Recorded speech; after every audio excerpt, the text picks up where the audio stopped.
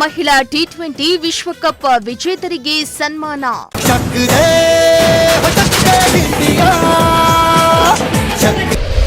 ಕ್ರೀಡಾಪಟುಗಳ ಗುಣಗಾನ ಮಾಡಿದ ರಾಜಕಾರಣಿಗಳು.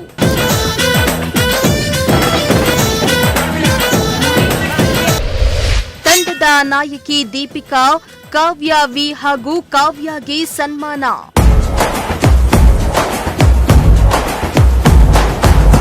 ತುಮಕೂರಿನಲ್ಲಿ ಇಂದು ಕರ್ನಾಟಕ ರಾಜ್ಯ ಕಾಡುಗೊಲ್ಲರ ಸಂಘ ತುಮಕೂರು ಜಿಲ್ಲಾ ಘಟಕದ ವತಿಯಿಂದ ಅಂಧ ಕ್ರಿಕೆಟ್ ಮಹಿಳಾ ಟಿ20 ವಿಜೇತ ಭಾರತ ತಂಡದ ನಾಯಕಿ ದೀಪಿಕಾ, ಕಾವ್ಯ ವಿ ಮತ್ತು ಕಾವ್ಯ ಅವರಿಗೆ ನಗರದ ಬಾಲಭವನದಲ್ಲಿ ಸನ್ಮಾನಿಸಿ ಅಭಿನಂದನಾ ಕಾರ್ಯಕ್ರಮವನ್ನು ಮಾಡಲಾಯಿತು.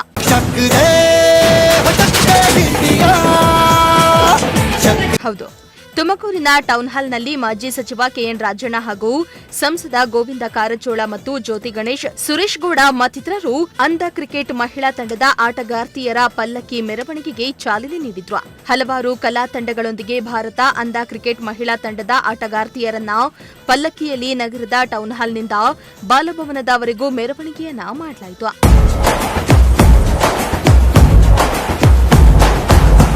ಇನ್ನು ಕಾರ್ಯಕ್ರಮಕ್ಕೆ ಚಾಲನೆ ನೀಡಿದ ಸಂಸದ ಗೋವಿಂದ ಕಾರಜೋಳ ಮಾತನಾಡಿ, ಅಂಧತ್ವವನ್ನ ಮೆಟ್ಟಿ ಬಡ ಕುಟುಂಬದಿಂದ ಬಂದು ದೇಶದ ಕೀರ್ತಿ ಹಾಗೂ ರಾಜ್ಯದ ಕೀರ್ತಿಯನ್ನ ಇವರು ಹೆಚ್ಚಿಸಿದ್ದಾರೆ. ಈ ಹೆಣ್ಣು ಮಕ್ಕಳ ಭವಿಷ್ಯ ಇನ್ನಷ್ಟು ಉಜ್ವಲವಾಗಿರಲಿ ಹಾಗೂ ಇವರೆಲ್ಲರೂ ಗೌರಿಶಂಕರ ಪರ್ವತದಷ್ಟು ಎತ್ತರಕ್ಕೆ ಬೆಳೆಯಲಿ ಎಂದಿದ್ದಾರೆ. ಅಂತರ ಟಿ20 ವಿಶ್ವಕಪ್ನಲ್ಲಿ ಭಾರತದ ಕೀರ್ತಿ ಗೌರವವನ್ನ ಎತ್ತಿ ಹಿಡಿದಿರ್ತಕ್ಕಂಥ ದೀಪಿಕಾ ಟಿಪಿ, ಕಾವ್ಯ ಎನ್ಆರ್, ಕಾವ್ಯ ವಿ, ಈ ಮೂರು ಹೆಣ್ಣು ಮಕ್ಕಳು ಇಡೀ ಪ್ರಪಂಚದ ಗಮನವನ್ನು ಸೆಳೆದಿದ್ದಾರೆ. ಟಿ20 ವಿಶ್ವಕಪ್ಪನ್ನು ಗೆದ್ದು ತರುವುದರ ಮೂಲಕ ಭಾರತೀಯ ನಾರಿಯರ ಕೀರ್ತಿ ಗೌರವ ಕೂಡ ಪ್ರಪಂಚದಲ್ಲಿ ಹೆಚ್ಚಾಗಿದೆ.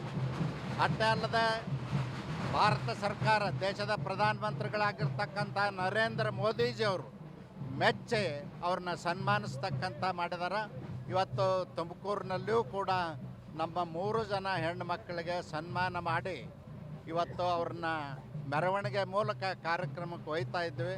ಭಗವಂತನಲ್ಲಿ ನನ್ನ ಪ್ರಾರ್ಥನೆ ಇದೆ, ಅವರು ಜೀವನದಲ್ಲಿ ಇನ್ನೂ ಹೆಚ್ಚಿನ ಸಾಧನೆಯನ್ನು ಮಾಡಲಿ, ಅವ್ರ ಕೀರ್ತಿ ಗೌರವ ಗೌರಿ ಶಂಕರ್ನವರಿಗೂ ಹರಡಲಿ ಅಂತ ಪ್ರಾರ್ಥಿಸಿ ನನ್ನ ಮಾತು ಮುಗಿಸ್ತೇನೆ. ಇನ್ನು ಕಾರ್ಯಕ್ರಮದಲ್ಲಿ ಮಾತನಾಡಿದ ಶಾಸಕ ಸುರೇಶ್ ಗೌಡ ಅವರು, ನಮ್ಮ ಜಿಲ್ಲೆಯ ಹೆಣ್ಣು ಮಕ್ಕಳು ಪ್ರಪಂಚಾದ್ಯಂತ ಹೆಸರು ಮಾಡಿರುವುದು ಜಿಲ್ಲೆಗೆ ಹೆಮ್ಮೆಯ ವಿಷಯ.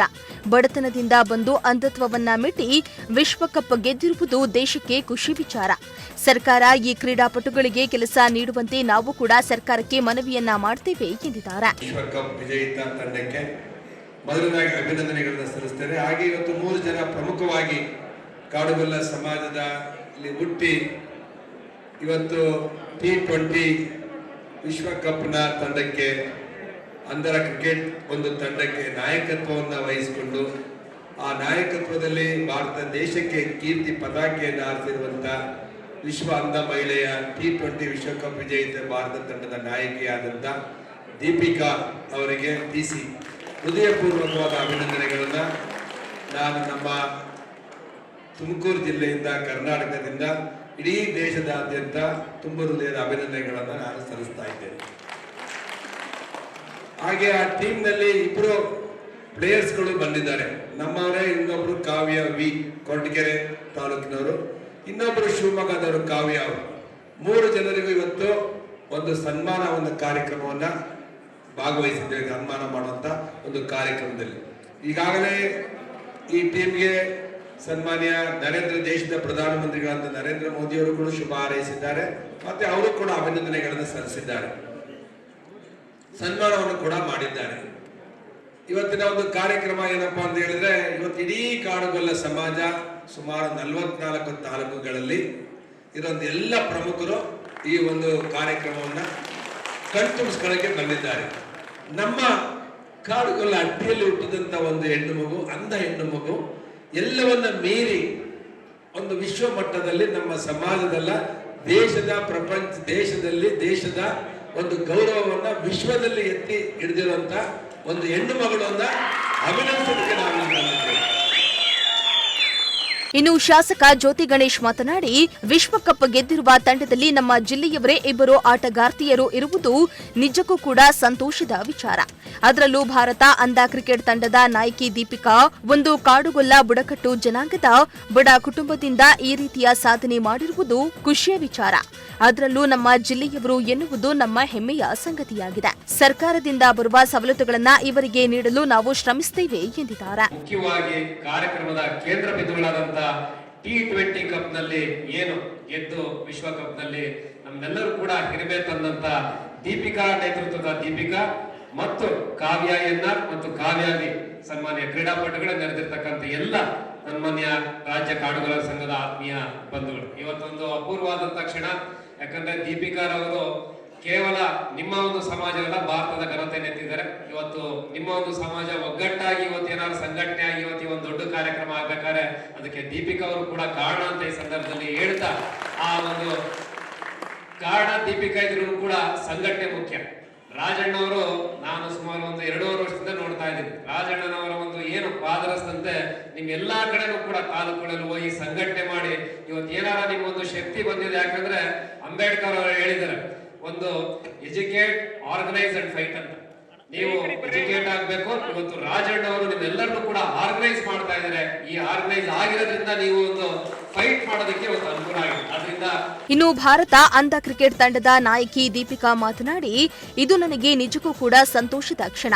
ಕಾಡುಗೊಲ್ಲ ಬುಡಕಟ್ಟು ಜನಾಂಗದ ಬಡ ಕುಟುಂಬದಿಂದ ಬಂದು ಭಾರತ ತಂಡದ ನಾಯಕಿಯಾಗಿದ್ದು ತುಂಬಾ ಕಷ್ಟದ ಹಾದಿಯಾಗಿತ್ತು. ಹಿಂದೆ ನಮ್ಮ ಮನೆಯಲ್ಲಿ ಒಂದೊತ್ತಿನ ಊಟಕ್ಕೂ ಕಷ್ಟಪಡುವ ಸ್ಥಿತಿ ಇತ್ತು. ಆದರೆ ನನ್ನನ್ನ ಓದಿಸಿ ಭಾರತ ಅಂಧ ಕ್ರಿಕೆಟ್ ತಂಡದ ನಾಯಕಿ ಮಾಡಿದ್ದಕ್ಕೆ ನಮ್ಮ ತಂದೆ ತಾಯಿ ಹಾಗೂ ನಮಗೆ ಸಹಾಯ ಮಾಡಿದ ಸಂಸ್ಥೆಗೆ ಧನ್ಯವಾದ ತಿಳಿಸುತ್ತೇನೆ ಎಂದಿದ್ದಾರೆ. ಈ ಸ್ಥಾನದಲ್ಲಿ ನಾನು ನಿಮ್ಮ ಮುಂದೆ ಈಗ ನಾನು ಸ್ಟೇಜ್ ಮೇಲೆ ಮಾತಾಡ್ತಾ ಇದ್ದೀನಿ ಅಂತಂದ್ರೆ ಅದಕ್ಕೆಲ್ಲ ಕಾರಣ ಸಮರ್ಥನಂ ಕ್ಯಾಬಿ ಮತ್ತೆ ಮಹಾಂತೇಶ್ ಸರ್. ನನಗೆ ಜನ್ಮ ಕೊಟ್ಟಿರೋ ಒಬ್ರು ತಂದೆ ಇರ್ಬೋದು, ಮುಂದೆ ಕರ್ಕೊಂಡು ಏನಾದ್ರೂ ಒಂದು ಸಾಧನೆ ಮಾಡೋದಕ್ಕೆ ಇನ್ನೊಬ್ಬ ದೇವರು ನನಗೆ ಇನ್ನೊಬ್ರು ತಂದೆ ಕೊಟ್ಟಿದ್ದಾರೆ, ಅದು ಮಹಾಂತೇಶ್ ಸರ್. ತುಂಬಾ ಹೆಮ್ಮೆ ಅನ್ಸುತ್ತೆ. ನಾನೊಂದು ಸಾಧನೆ ಮಾಡಿದ್ದೀನಿ ಅಂತಂದ್ರೆ ಅದಕ್ಕೆಲ್ಲ ಕಾರಣನೇ ಮಹಾಂತೇಶ್ ಸರ್.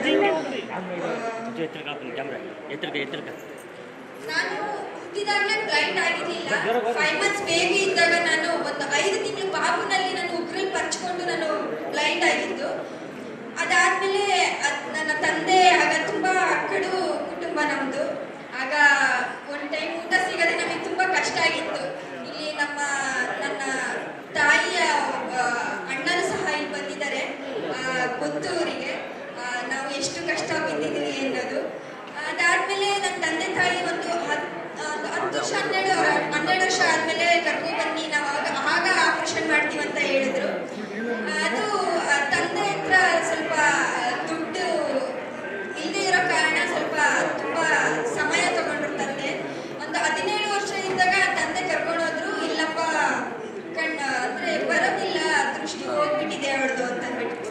ಮೇಬಿ ಒಂದು ಆಗ ನಮ್ಮ ಹತ್ರ ಸ್ವಲ್ಪ ದುಡ್ಡು ಇದ್ದಿದ್ರೆ ಆಗ ಸ್ವಲ್ಪ ಕರ್ಕೊಂಡೋಗಿದ್ರೆ ಇಷ್ಟೊತ್ತಿಗೆ ನನ್ನ ಕಣ್ಣು ಚೆನ್ನಾಗಿರ್ತಿದ್ದೇನೋ. ಪರವಾಗಿಲ್ಲ, ನನಗೆ ಯಾವತ್ತೂ ಆ ಥರ ಅನ್ಸಿಲ್ಲ. ನಾನು ಬ್ಲೈಂಡ್ ಅಂತ ನನ್ಗೆ ಯಾವತ್ತೂ ಅನ್ಸಿಲ್ಲ. ನಾನು ಚೆನ್ನಾಗಿದ್ದೀನಿ ಅನ್ನೋದು ನನ್ಗೆ ಯಾವತ್ತೂ ಅನ್ಸಿದೆ. ನಾನೊಂದು ದೇಶಕ್ಕೆ, ನಮ್ಮ ಊರಿಗೆ, ನಮ್ಮ ಜಿಲ್ಲೆಗೆ ಒಂದು ಹೆಸರು ತಂದುಕೊಟ್ಟೆ ಅನ್ನೋದೊಂದು ನನಗೆ ಒಂದು ಹೆಮ್ಮೆ ಇದೆ. ಅದು ನಮ್ಮ ಕಾಡುಗೊಲ್ಲ ಸಮಾಜದಿಂದ ಒಂದು ಯಾರಾದ್ರೂ ಒಬ್ರು ಮುಂದೆ ಬರ್ಬೇಕಂತಂದ್ರೆ ತುಂಬಾ ಕಷ್ಟ ಇರುತ್ತೆ. ಯಾಕಂತಂದ್ರೆ ನಮ್ಮ ಸಮಾಜದಲ್ಲಿ ತುಂಬಾ ಮೂಢನಂಬಿಕೆಗಳಿರುತ್ತೆ, ಮತ್ತೆ ಆರ್ಥಿಕವಾಗಿ ಸಹ ಹಿಂದೆ ಉಳಿದಿರ್ತಾರೆ. ನಾಗರಾಜ್ ಸರ್ ಸಹ ಹೇಳಿದ್ರು ಸಭೆಯಲ್ಲಿ, ನಾವು ಕಾಡುಗೊಲ್ಲರಿಗೂ ಸಹ ಒಂದು ಮೂಲಭೂತ ಸೌಕರ್ಯಗಳು ಸಹ ಸಿಗ್ಬೇಕು ಅಂತ ಅಂದ್ಬಿಟ್ಟು. ಖಂಡಿತ ಸಿಗ್ಲೇಬೇಕು. ಅದು ಇವಾಗ ನಮ್ಮ ಸಮಾಜ ನೋಡ್ಕೊಂಡ್ರೆ ತುಂಬಾನೇ ಹಿಂದುಳಿದಿದೆ.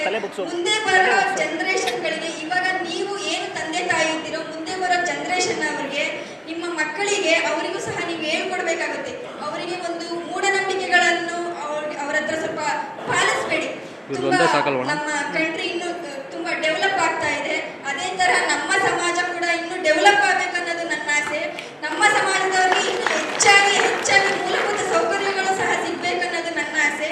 ಈಗ ಒಂದು ಗೊಲ್ರಟ್ಟಿ ಅನ್ನೋದ್ರಲ್ಲಿ ಇವಾಗ ಒಂದು ಹೆಣ್ಮಗಳು ಒಂದು ಹೊರಗಡೆ ಇರ್ಬೇಕಾಗುತ್ತೆ.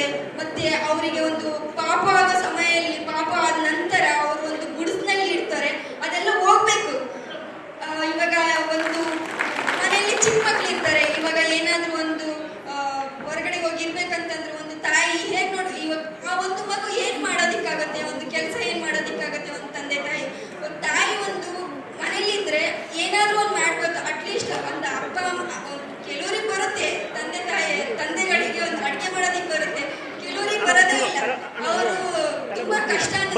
ಹೋಗಿ. ನಾವು ಚಿಕ್ಕ ವಯಸ್ಸಲ್ಲೆಲ್ಲ ಇದು ಎಲ್ಲ ಅನುಭವಿಸಿ ಬಂದಿರೋದಂಥದ್ದು. ಎಷ್ಟೋ ಬಾರಿ ನಮ್ಮಮ್ಮ ಹೊರಗಡೆ ಹೋಗಿದ್ದಾಗ ಎಷ್ಟೋ ಬಾರಿ ನನ್ನ ತಮ್ಮಂದಿರು ಉಪವಾಸನೆ ಮಲ್ಕೊಂಡಿರೋ ಒಂದು ಸಂದರ್ಭಗಳು ಸಹ ಇದೆ. ಆ ಎಲ್ಲ ಮೂಢನಂಬಿಕೆಗಳು ಸಹ ನಮ್ಮ ಸಮಾಜದಲ್ಲಿ ಹೋಗ್ಬೇಕನ್ನೋದು ನಾನೊಂದು ನಿಮ್ಮೆಲ್ಲರಲ್ಲೂ ನಾನು ರಿಕ್ವೆಸ್ಟ್ ಮಾಡ್ಕೊಳ್ತೀನಿ.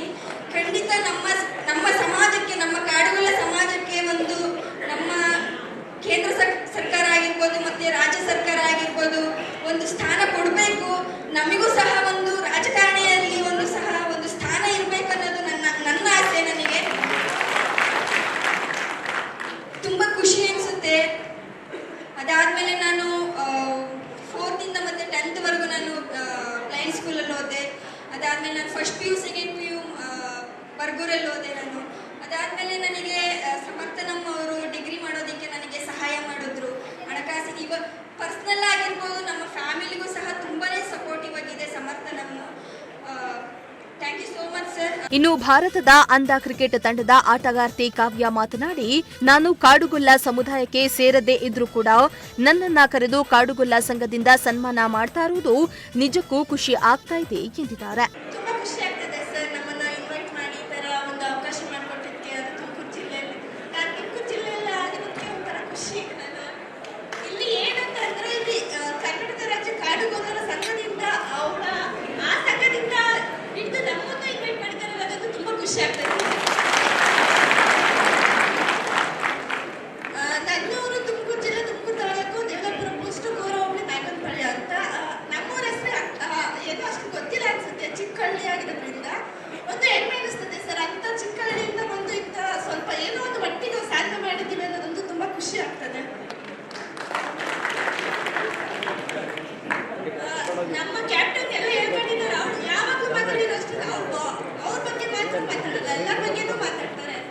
ನನ್ನ ಯಾರಿದ್ದೀವಿ ಟೀಮಲ್ಲಿ ಅವ್ರ ಕಷ್ಟಗಳೆಲ್ಲ ಹೇಳ್ಕೊಂಡಿದ್ದಾರೆ. ಅವ್ರ ಕಷ್ಟ ಹೇಳ್ಕೊಂಡಿರೋದ್ರಿಂದ ನಮಗೆ ಇಲ್ಲಿ ಏನೋ ಒಂದು ಮಟ್ಟಿಗೆ ಏನೋ ಗುರುತಿಸ್ತಾರೆ ಅಂತ ಹೇಳ್ಕೋಬಹುದು. Thank you sir, once again ನಮ್ಮನ್ನು ಇನ್ವೈಟ್ ಮಾಡಿ ಒಂದು ಸನ್ಮಾನ ಮಾಡಿದಕ್ಕೋಸ್ಕರ.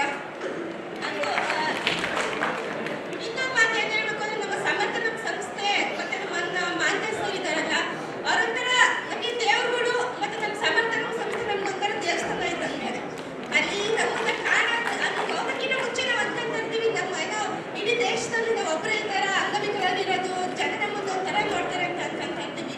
ಯಾವಾಗ ನಾವು ಅಲ್ಲಿ ಹೋಗಿ ನೋಡಿದ್ದಾದ್ಮೇಲೆ ಗೊತ್ತಾಗುತ್ತೆ ನಮಗಿಂತ ಹೆಚ್ಚಿನದಾಗಿ ಅಂಗವಿಕಲರಿರ್ತಾರೆ, ಅವ್ರ ಮುಂದೆ ನಮ್ದೇನು ಅಲ್ಲ ಅಂತ. Thank you sir. ಇನ್ನು ಸನ್ಮಾನ ಕಾರ್ಯಕ್ರಮದಲ್ಲಿ ಕರ್ನಾಟಕ ರಾಜ್ಯ ಕಾಡುಗೊಲ್ಲ ಸಂಘದ ಅಧ್ಯಕ್ಷ ರಾಜಣ್ಣ, MLC ನಾಗರಾಜ್ ಯಾದವ್, ತುಮಕೂರು ನಗರ ಶಾಸಕ ಜ್ಯೋತಿ ಗಣೇಶ, ಗ್ರಾಮಾಂತರ ಶಾಸಕ ಸುರೇಶ್ ಗೌಡ, ವನಕಲ್ಲು ಮಠದ ಶ್ರೀಗಳು ಹಾಗೂ ಇನ್ನಿತರರು ಉಪಸ್ಥಿತರಿದ್ದರು. ಕ್ಯಾಮರಾ ಪರ್ಸನ್ ರಾಕೇಶ್ ಜೊತೆ ಪುನೀತ್, ಪ್ರಜಾಶಕ್ತಿ ಟಿವಿ, ತುಮಕೂರು.